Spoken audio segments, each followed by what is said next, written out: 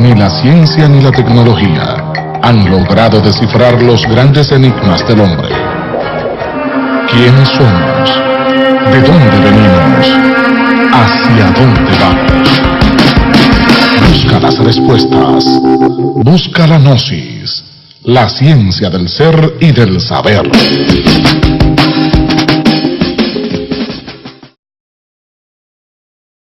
Hay un libro que escribió ese caballero ahí, que se llama El hombre light. El que lee ese libro, de ese caballero, ese autor español, se va a dar cuenta, es un sociólogo, un psicólogo, se va a dar cuenta cómo retrata al hombre.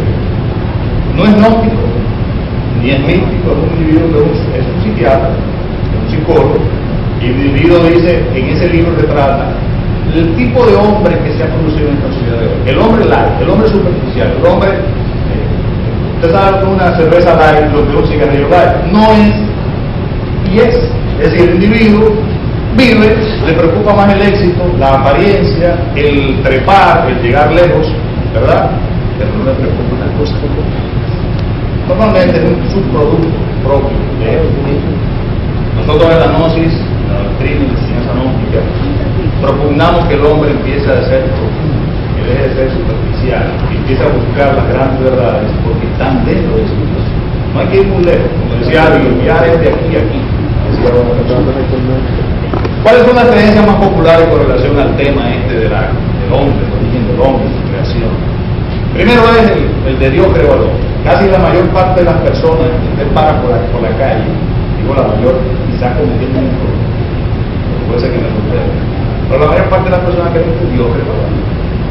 Ahora por ahí somos países de América Latina, donde la tradición fundamental es católica, ¿verdad? A partir de la colonización. Entonces ustedes sabrán que casi nuestros abuelos, los bisabuelos, fueron criados bajo el corte del catolicismo. Entonces esas personas obviamente le van a decir siempre, y así nos criaron, que Dios creó al hombre. Esa es la creencia básica, fundamental, que existe en el mundo de hoy. Otra creencia un poco más esotérica, más mística, más de la nueva era, es que el universo creó al hombre, no Dios. En este caso el universo, podríamos decir que tiene para ellos, para esas personas, una cualidad de la inteligencia, de algo que tiene una inteligencia capaz de hacer procesos creativos. Entonces, esa es una de las nuevas que andan por ahí. No, es el universo el que ha creado al hombre. Hay otro tipo de creencias que la gente parece que ha escuchado por ahí, que se ha usado mucho en la ciencia ficción y todo aquello, y sin embargo no deja de tener una razón científica, donde fueron personas muy serias que emitieron una teoría. Dice que la vida no viene de este planeta, sino que vino del espacio. Y se llama Panspermia a esa teoría. Y uno de los que lo propuso fue Arrhenius, un físico, un biólogo, en el año 1944. Dice que los cometas, de alguna manera, conservan los gérmenes y son como las abejas que van llevando de flor en flor y polinizan, ¿verdad? Y hacen que nazcan nuevas frutas y nuevos árboles. De alguna manera similar, guardando la diferencia en el ejemplo, los cometas, los barrenderos del espacio, traen gérmenes que cuando chocan o impactan algún planeta, fertilizan aquel planeta, entonces surgen los elementos para la vida. Eso es una teoría que hay. Se está usando, la gente piensa así de esa manera. También se dice que el hombre no es más que un experimento genético, inteligencia de tipo superior, que nosotros conocemos como extraterrestre, en este caso, es una palabra que se ha vuelto muy común, muy de moda. Dicen que esas inteligencias en un momento determinado llegaron al planeta Tierra hace miles de años atrás, y entonces allí hicieron una especie de cruce genético, cruces sexuales, modificación del ADN de aquellos simios primitivos, y lograron crear un diseño inteligente llamado hombre. Esa es una de las cosas que obviamente eso hay que respetar, porque hay muchos indicios que podrían señalar que algo parecido sucedió en un momento determinado. Tenemos por aquí también que el hombre no fue creado, esa es una de las creencias populares, sino que viene del resultado de la evolución de la materia. Esa es una de las teorías propias del evolucionismo, y uno de los grandes, digamos así, los promotores y las personas que iniciaron aquellas creencias básicas, esas teorías, fue Darwin, Ustedes saben que se hizo famoso porque promulga que el ser humano viene de un antepasado común y que luego por un mecanismo que se llama selección natural fue modificándose como especie hasta llegar a lo que hoy se conoce como el Homo sapiens. Esto lo vamos a ir viendo. Esa es una creencia más popular. A lo mejor usted que está sentado ahí tiene otra creencia. Y cada quien tiene todo el derecho de usar su mente para reflexionar con respecto a un tema que es bastante intrincada y complicada. Pero bueno, esas son las que andan por ahí en la calle. Vamos a ver la versión religiosa. La versión religiosa que tanta agua ha dado desde muchos siglos, prácticamente, y que tiene muchas connotaciones importantes, quizás como ícono, quizás como arquetipo, quizás como símbolo, y no como algo per se. Fundamentalmente la versión de las religiones siempre es el Génesis. Génesis es el principio, el origen de todas las cosas, especialmente la del hombre. Y como vamos a ver en breve, hay muchos Génesis. Normalmente el Génesis que conocemos aquí en América Latina es el Génesis católico, judeo-católico. Es decir, es Adán y Eva, ¿verdad? Aquel paraíso terrenal, el Edén, donde fueron depositados y creados el hombre primero, la mujer después. Ustedes verán qué hacen con eso, ¿verdad? Que es de su día, pero no significa necesariamente que son las segundas, sino que es la pareja. Vamos a ver qué implicaciones tiene esto del Génesis. Por ejemplo, los distintos Génesis que uno puede estudiar o ver. En el Tíbet, una de las culturas más antiguas de la humanidad, se puede inclusive decir que a través de estudios se ha determinado que fue la semilla de esta raza. Es decir, si nos vamos en el tiempo, no es la India la más antigua, no es la China milenaria, no, la más antigua, aparentemente por los indicios que existen, fue en el Tíbet que se originó esa cultura antiquísima, que luego de ahí se va desprendiendo la raza aria hasta llegar hasta el día de hoy, hasta esta raza en la que estamos nosotros. Que tenían los tibetanos tenían una concepción de que existía un lugar donde vivían los dioses, y que estos dioses no necesitaban comer ni beber absolutamente nada porque todos lo tenían per se, de forma intrínseca. Pero sin embargo, algo se producía en la tierra, una sustancia cremosa, que dice la historia de los tibetanos, que a ellos les gustaba y bajaban a la tierra a consumir. Habría que ver qué significado tiene eso, qué alegoría significa. Luego de un tiempo consumiendo esa sustancia cremosa, ellos tuvieron la característica de Dios, que eran como humanos.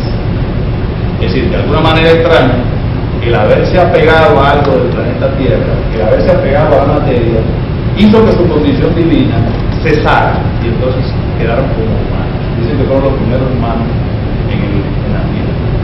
Esa es una de las versiones del origen de los humanos. En la India, antigua milenaria cultura, una de las grandes portentosas culturas esotéricas del planeta, que nos hereda los Vedas y otros grandes libros de la sabiduría de todos los tiempos. Dicen que Brahma, el gran Dios, ellos dicen que hay que diferenciar entre Brahman y Brahma. Brahman es el Dios único, universal, la raíz y causa de todas las cosas, y de ese se desprende Brahma y su Trinidad, que es Brahma, Vishnu y Shiva. Esa tríada fundamental dice que fue la que creó y lo hace del lodo de la tierra y nace en un lodo. Fíjense que para la cultura antigua, sobre todo la cultura sánscrita, los hindúes, el loto es el simbolismo de la tierra. Y el loto es una planta sagrada para ellos, porque del lodo de la tierra sale una flor. Algo interesante, porque es una especie de arquetipo que el ser humano tiene que ir aprendiendo. En el lodo propio, en el que él mismo se ha negado con todos sus problemas, vicisitudes y defectos, surge una joya preciosa que es el alma, con su corazón. Eso vamos a ir viendo detallitos más adelante. Vamos a ver, en Egipto habían dos grandes versiones de la creación del hombre. Una de ellas era que allá existían varios grupos de dioses. Había uno que pertenecía a Heliópolis y otro pertenecía a Memphis. Cada uno en su tiempo fue una capital del Egipto antiguo, que es la cruz de la vida, que también se le conoce como la cruz. Dicen que Ra, que luego se asocia con el sol, fue aquel primero que a través de la voluntad de crear hace que surja. y luego aparecen los otros dioses, que son Eneadas, son 9 dioses por cada uno de ellos. Al lado derecho está entonces la mitología egipcia de la otra ciudad menfítica de Memphis, en la que dicen que quien crea al hombre no es más que ese dios. Saben que los dioses tenían cara de animales, sí, pero eso tiene una teoría. Eso tiene un significado mucho más profundo que el mero hecho de algo pictográfico. Recuerden que una imagen equivale a mucho más. Y si usted no entiende la imagen, entonces se quedó como una palabra. Pollo, digamos así. Pero cuando usted profundiza, se da cuenta que en ese arquetipo, en ese simbolismo, hay una gran cantidad de enseñanzas. Por ejemplo, ese barco podría representar el barco para una divinidad. Siempre todo barco representa el poder que tiene ese Dios para poder crear o poder destruir. ¿Y por qué en ese barco en el cual tiene el poder de crear, en la otra mano entonces tiene la luz de la vida? Porque también destruye por un lado, también reconstruye mediante la ciencia de la alquimia que ellos conocían. Por eso Egipto se conoció como la ciudad o el país de Ken. A partir de la palabra Ken, que significa tierra negra, se desenvuelve la palabra alquimia. Hoy en día los alquimistas que se han hecho famosos. En la Grecia antigua, ahí estaba Zeus, el padre de los dioses, que luego de haber encerrado los titanes y vencido los titanes junto con otros dioses, crea al hombre. Dicen que Epitemeo, uno de sus dioses, le fue encargado de crear al género humano. Y él no estaba muy preocupado en eso. Él comenzó con las plantas, comenzó con los vegetales, con los animales, y ya cuando estaba medio cansado, entiéndame que era un chiste, que se logró. El hombre entonces se decidió a crear al hombre, ¿verdad? Aquel Dios. Y dice que se descuidó en la creación de ese hombre. Su hermano, Prometeo, viendo la injusticia que se había cometido, entonces desciende al plano tierra y le lleva un regalo al hombre, le da la sabiduría. ¿Por cuál motivo Zeus, el padre de Dios, lo castiga, verdad? Y lo meten allá en el monte aquel, lo amarran a la dura roca con cadenas y todas las tardes viene un buitre a comerse el hígado, que por la noche se regenera y en la tarde del otro día vuelve a comer. O sea, oigan, ese es un suplicio terrible, pero eso es un simbolismo también, ¿verdad? Podemos discutirlo un poquito más adelante. La Roma antigua, con su Júpiter, más grande de los dioses de la Roma antigua, también modeló al hombre, creó al hombre. Ellos tenían muchas, dicen que los romanos tenían una particularidad. Al romano no le interesaba mucho la religión, lo que le interesaba mucho eran los impuestos. O sea, al romano lo que le gustaba era conquistar para cobrar. Y cuando conquistaban, por ejemplo en el caso de Judea, que se convierte en provincia romana, a ellos no les interesaba que estuvieran matando por rabí o no rabí o por la sinagoga. No, era que les tributaron los distintos. Por eso ellos no se metían con la religión local. Y por eso inteligentemente, ¿qué hacían ellos? Absorbían muchos de los dioses. Es decir, si el problema es que yo no creo en ti, yo creo en ti, mira, yo creo en fulanito, le cambiaban los nombres a los dioses y lo asimilaban. Muchos nombres, muchos dioses griegos fueron asimilados en la cultura romana como otros nombres, ¿verdad? Y así fue. Eso era lo que hacían. No les interesaba mucho la religión, les interesaba que ellos tuvieran contentos aquello que conquistaron y les siguieran pagando el chavo. Así fundamentalmente. Sin embargo, tiene una mitología que dice que Júpiter, padre de todos los dioses, hace la creación del hombre. Continuamos, el más famoso de todos, de esos distintos Génesis, ya lo conocemos quizás hasta la saciedad, por lo menos de forma aparente, y es el famoso relato que aparece en el Génesis, del primer hombre, Adán, y posteriormente la primera mujer, Eva, ¿verdad? Sacada de la costilla de ese hombre que fue elaborado debajo de la tierra. Y entonces luego está la trama aquella en la cual se ve que hay una entidad perversa que hace que la mujer convide al hombre a comerse de aquello que no podía comerse, porque le fue prohibido comer de ese árbol de la ciencia del bien y del mal. Sin embargo,